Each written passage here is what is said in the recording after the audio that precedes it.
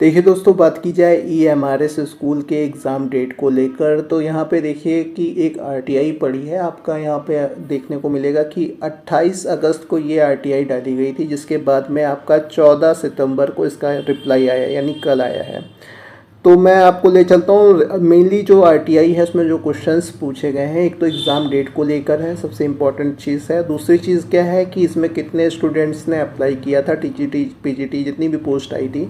और लास्ट आपका कि ये वैकेंसी जो है वो उस पर स्टे लगा है या कैंसिल हो गई। तो इसी के जवाब में आपका यहाँ पे आपका आरटीआई का जो जवाब आया है, यहाँ पे देख सकते हैं कि national education society for tribals students. तो ये देखिए आपका मेनली जो वैकेंसी आई है वो आपको पता होगा ministry of tribal affairs government of India के थ्रू आई है। तो यहाँ पे इन्होंने ही जवाब दिया है।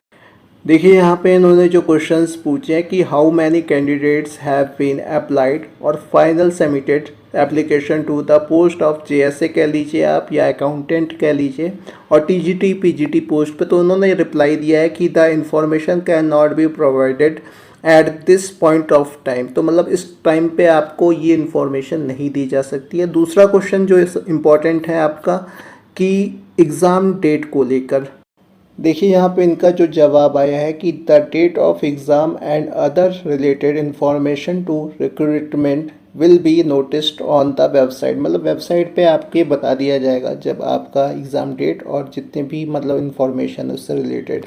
लास्ट जो है आपका सबसे ज़्यादा इम्पोर्टेंट क्वेश्चन था कि क्या इस जो वैकेंसी आई है आपकी उस पर स्टे लगा है या कैंसिल हो चुकी है। तो यहाँ पे देखिए आपका कुछ इन्फॉर्मेशन जो प्रोवाइड की है, तो इन्होंने लिख रखा है कि ऑनेबल जो हाई कोर्ट है ऑफ उत्तराखंड, उन्होंने स्टे लगा दिया है इस रिक्रूटमेंट प्रोसेस पे। तो आपको पता होगा कि 17 अक्टूबर को इसकी सुनवाई है।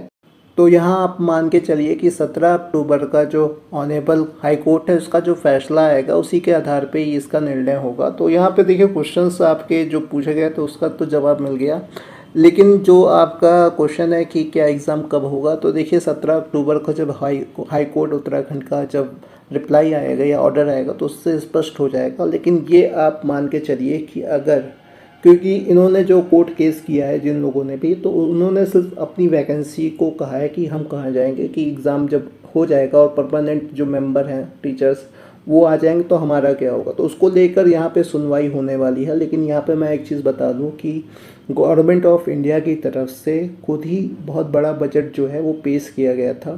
तो देखिए यहाँ पे हो सकता है कि आपका 17 अक्टूबर का जो ऑनरेबल हाई कोर्ट है वो स्टे हटा दे और यहाँ पे जो सुनवाई है उसका फैसला भी जल्द से जल्द हो जाए।